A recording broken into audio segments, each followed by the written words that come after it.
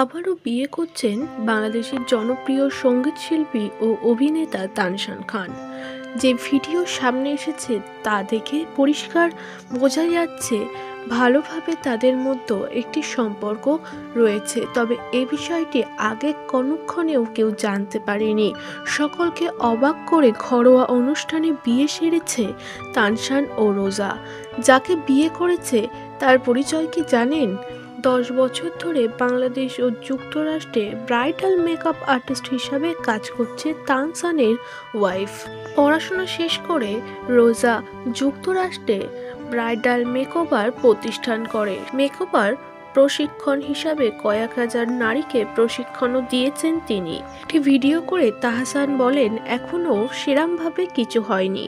ঘরোয়া অনুষ্ঠানের কিছু ছবি সামনে এসেছে আপনাদের। বিয়ের এখনো অনেক পদ্ধতি বাকি রয়েছে।